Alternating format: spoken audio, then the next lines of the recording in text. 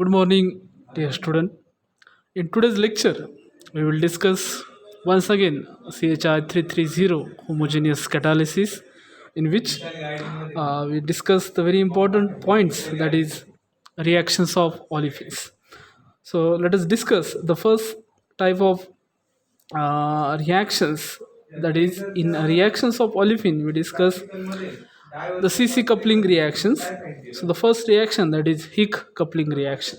So if you consider what is this Hick coupling reaction, it is the chemical reaction of unsaturated halides with an alkene in presence of base and palladium catalyst to form substituted alkene. So if you consider a general reaction, that is R dash X, it is your halides. So it is unsaturated halide, means the halogen it is attached to sp2 carbon. So you should remember that is it is unsaturated halides. Unsaturated halides means halide is attached to the sp2 carbon, and the reaction of these unsaturated halides with alkenes, carbon carbon double bond, in presence of base and palladium as a catalyst to form substituted alkenes. So if you consider this Hick reaction, this coupling may be intermolecular or intramolecular. So you should remember it may be intra or intermolecular. Second point, it is highly stereoselective. It is highly stereoselective. It is highly stereoselective means we get here a trans product as a major product. So the reaction between unsaturated halide and carbon carbon double bond to get substituted alkenes, and we get a trans product. Therefore it is highly stereoselective. It may be intermolecular or intramolecular. Generally the catalyst which is used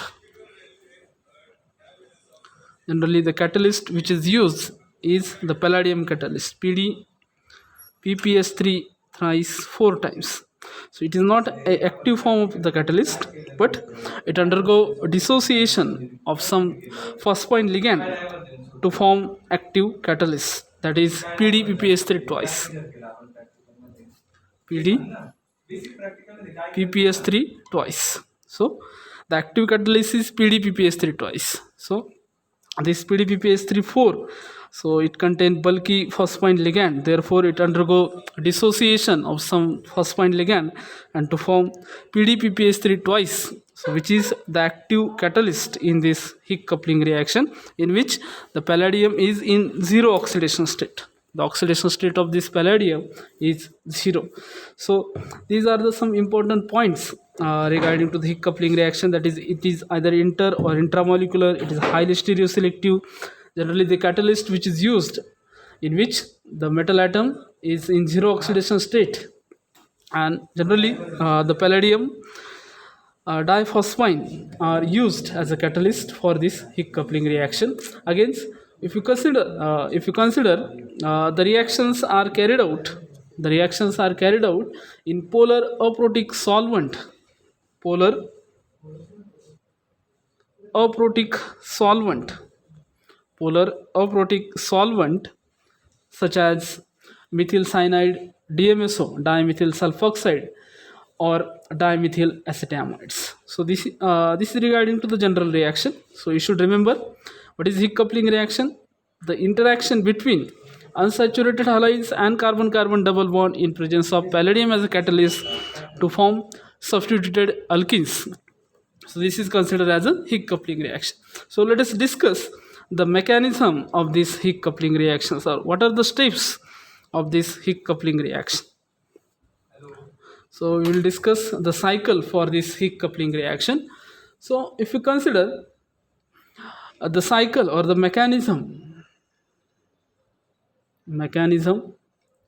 of Hick coupling reaction, or the catalytic cycle for this Hick coupling reaction. So generally we discuss, that is the catalyst is PDPPS3 4 times. It undergo dissociation. So this PDPPS3 4 times, it undergo dissociation of 2-phosphine ligand to use PDPPS3 twice, in which palladium is in zero oxidation state.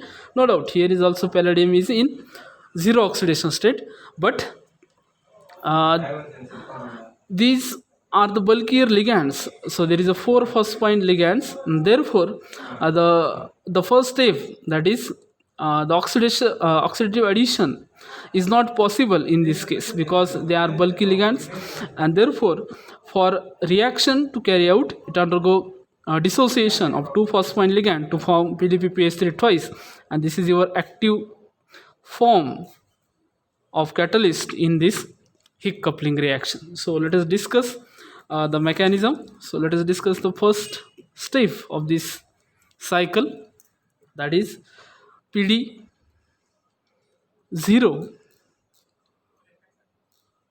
and this 2-phosphine, it is dented by L, capital L. So what is this capital L? It is 2-phosphine ligand which is attached to the palladium metal atom. So if you consider this palladium, it is if you consider this PD, then it has a total 10 electrons. So it is a member of nickel PD PT family. Okay, so it is a member of nickel family, and therefore it has 10 electrons, and these phosphines are 2 electron donor, so total 10 plus 14 electron there. So it is a 14 electron species. It is a 14 electron species. It is coordinatively unsaturated. So the first step of this cycle is the oxidative addition. The first step of this Higgs coupling reaction is the oxidative addition, and oxidative addition of what? The unsaturated alkyl halides. So in this case, we consider this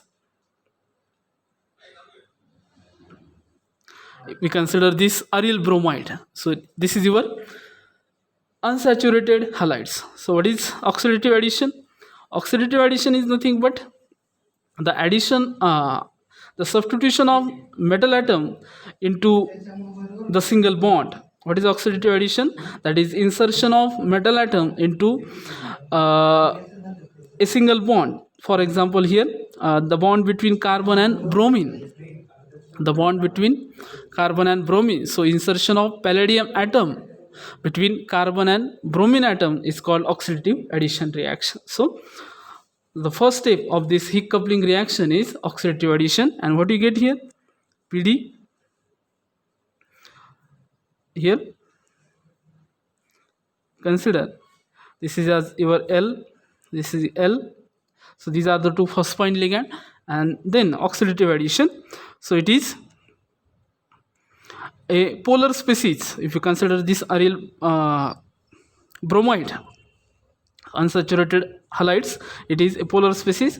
Therefore we get a transproduct on oxidative additions. Here we get bromine, and here we get the phenyl. So we can consider this as, so this C6H5 is considered as a phenyl ligand. So the first step is oxidative addition. So in this case, if you consider after oxidative addition, the oxidation state of this palladium, it is increases by 2 units. So it is in +2 oxidation state, because this phenyl and this bromine having a negative charge, and therefore it undergo oxidative addition, and the oxidation state of metal is increases by 2 units. So it is considered as oxidative addition. So 14 electron species is converted into 16 electron species. 14 electron species is converted into 16 electron species. This is the first step of Higgs coupling reaction. So generally the PDL2, it react with unsaturated halides, undergo oxidative addition. So what is oxidative addition? Insertion of metal atom into a single bond, that is in this case carbon and bromine bond. It is considered as a oxidative addition, and we get a 16 electron species. The next step is the coordination of olefins.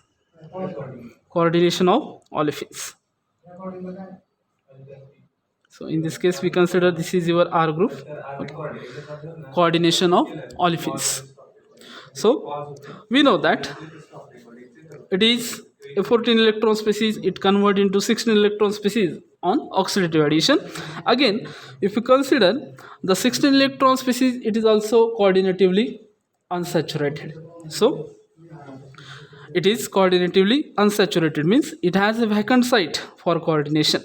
And if you consider this alkenes, carbon carbon double bond, it will forms a coordinate bond, so it will binds with your 16 electron species to form an 18 electron species. So this step is considered as a coordination of olefins. But the coordination of olefins depend upon the nature of group which is attached to carbon carbon double bond. So if we consider this double bond OR group, it is electron withdrawing group.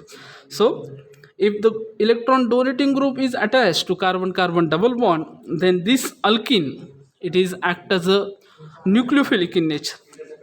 It is act as a nucleophile and it will attack on this palladium metal. It will forms a bond with this metal atom. But if this group, for example in this case this is a C double bond OR group, it is electron withdrawing group, and therefore if you consider there is a resonance, that is this carbon carbon double bond get shifted.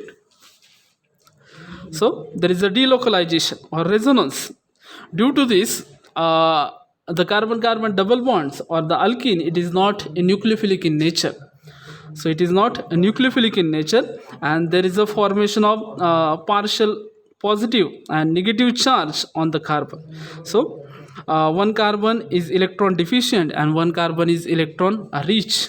So you should remember, when electron donating group is there, then this alkene is directly forms a bond with the metal atom, that is the coordination of olefins to the metal atom. But if this electron withdrawing group is present, then there is a slight positive charge on one carbon and slight negative charge on this carbon. So if we consider, let us consider the case, that is this is your 16 electron species and this is your alkene, in which electron withdrawing group is attached, and therefore the double bond in conjugation and there is a slight positive and negative charge. So partial positive and negative charge. If you consider here, we can write this as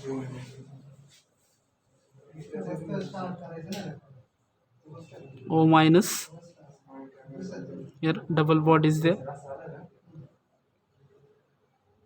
okay. This is our hydrogen, or we can write this as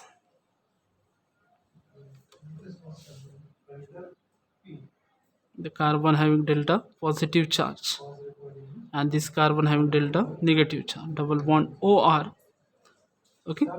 And what happened, this the carbon having negative charge, it will attack on this metal atom. At the same time, this phenyl ligand, so in this case both bromine atom and this phenyl group having negative charge, but in this case this phenyl ligand, it will attack on the positively charged carbon atom.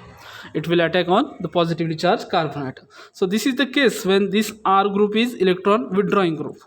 If the R group is electron donating, then there is a simple coordination of alkenes to the metal atom. So when electron donating group is there, the carbon carbon double bond is electron rich and it is act as a nucleophile, so it will attack, it will directly forms a bond with palladium atom. But in case of electron withdrawing group, one carbon is electron deficient, other is electron rich, and therefore one carbon is attack on the palladium atom. At the same time, this negatively charged phenyl ligand, it will attack on the positively charged carbon, and this step it is considered as a carbometallation. So this is your carbometallation. This is your carbometallation. So what you get after carbometallation, that is this is your PD, then This is your L, this is your L, this is your bromine is there. Okay, so the carbon, let us consider this is as carbon number 1 and this is carbon number 2. So the carbon number 2 is electron deficient and carbon number 1 is electron rich. So carbon number 1 is form a bond with the metal atom. So this is your carbon number 1, this is your carbon number 2. So the carbon number 1, it having double bond O, R group is there, and another hydrogen is there, and carbon number 2. So at carbon number 2, this phenyl group is attached. So there is a 2 hydrogen and 1 phenyl is attached. 1 phenyl is attached. So we can write this as,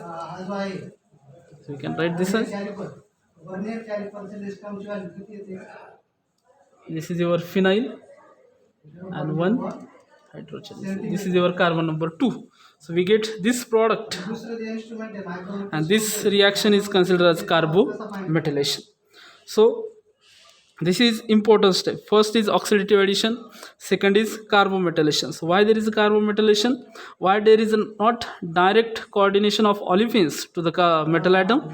Because the group is electron withdrawing group, and therefore one carbon is electron rich and another carbon is electron deficient, and therefore it undergo carbometallation reaction. That is, at the same time, if you consider, when this negatively charged carbon is attack on this palladium, at the same time this phenyl, negatively charged phenyl, is attack on electron deficient carbon, and we get this product. So this is carbometallation. And again, the next step of this cycle is beta hydride elimination reaction. Beta hydride elimination reaction. So if you consider with respect to this palladium, this is your alpha carbon and this is your beta carbon. So carbon number 1 is your alpha, carbon number 2 is your beta carbon. So we know that whenever there is a beta hydrogen, so there is a chances of beta hydride elimination reaction. So this undergo beta hydride elimination reactions. The next step is beta hydride elimination. So beta hydride elimination. So in this case, if you consider, it undergo beta hydride elimination. So what is going on? So this is the beta hydrogen. So when this hydrogen, it will shift to this metal atom, the bond between metal atom and carbon number 1 is break, and the new bond is formed between carbon number 1 and carbon number 2. So what you get here?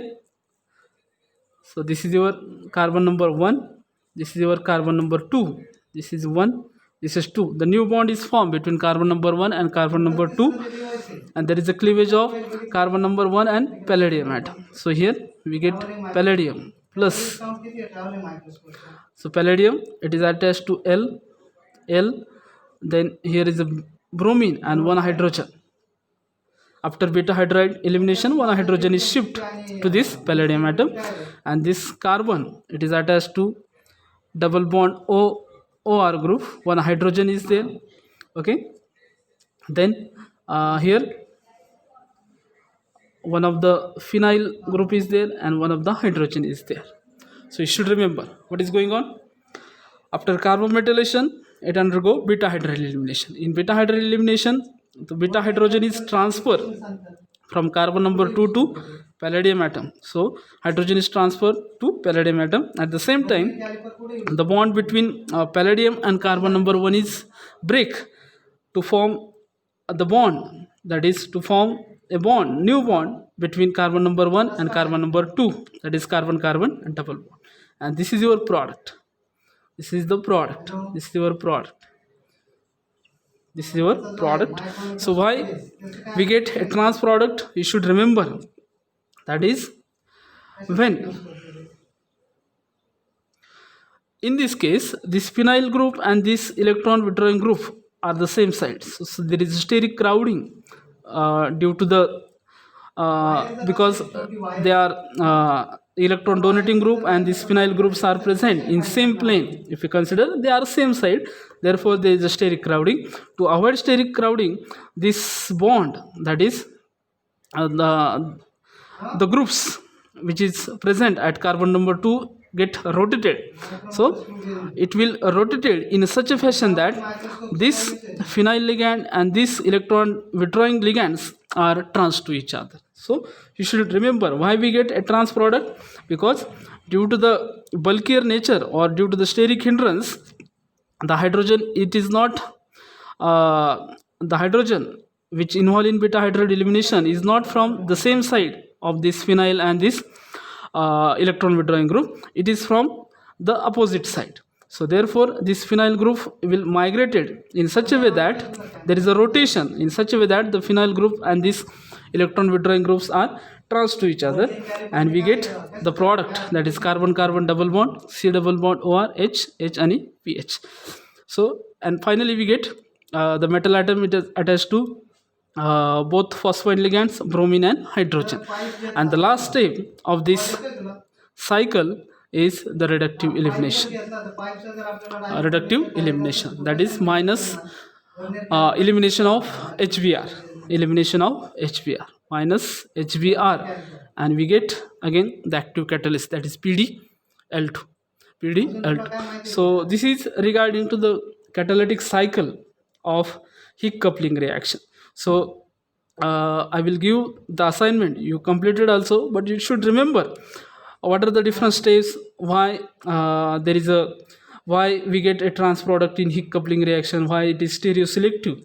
So in this case you should remember both this phenyl and this electron withdrawing groups, if present in same side, then there is a steric hindrance. To avoid this steric hindrance, they are rotated in such a fashion that this phenyl group and this electron withdrawing groups are trans to each other, and therefore we get a trans product as a major product or trans product as a stable product. So you should remember what is the first step, that is the dissociation of PdPpH3 4 times to convert into PdPpH3 second, that is 16 electron species. If you consider this PdL2, it is 14 electron species. It undergo oxidative addition. So oxidative addition, so what is the important condition? The halide must be unsaturated, means it is attached to sp2 carbon, that is carbon carbon double bond. So first oxidative addition. What is oxidative addition? Insertion of metal atom between this carbon and bromine atom, it is called oxidative addition. After oxidative addition, there is a carbonmetallation, depending on the nature of the R group. If it is electron donating, this alkene act as a nucleophile that undergo 1,2 insertion reaction. But if this is electron withdrawing, then there is a positive negative charge. At the same time, nucleophile negatively charged carbon attack on this palladium. At the same time, this phenyl is attack on carbon number second, which is electron positive. So this is the carbonmetallation. After carbonmetallation, there is a beta hydride elimination. So the hydrogen is transferred from carbon number second to palladium, and there is a breaking of bond between palladium and carbon number 1. So the next step is beta hydride elimination, and finally we get the product. And after that, whatever the components is remain, it undergo reductive elimination, so minus HBr to gives the active catalyst. So this is the catalytic cycle of Higgs coupling reaction. So what are the steps? You should remember oxidative addition, second carbonmetallation, third beta hydride elimination, and last one is reductive elimination. So you should remember any catalytic cycle, it involves the first step is oxidative addition and the last step is reductive elimination. So this is the mechanism for Higgs coupling reaction. So you should remember what is this Higgs coupling reaction. Okay, so if you consider this Higgs coupling reaction, it is highly stereoselective. It may be intermolecular or intramolecular. Generally the catalyst which is used is palladium, and it is carried out in presence of polar or protic solvent. So this is all about Higgs coupling reaction. So these reactions are very important in organic chemistry. So we are very much interested in the mechanism. We are not very much interested to solving the problems based on this Higgs coupling reaction. I will try to give an example to form to predict the product on these reactions. So in next lecture we will discuss the second important type of the reaction, that is Suzuki coupling reaction. Suzuki coupling reaction. So this is all about Higgs coupling reaction. Thank you.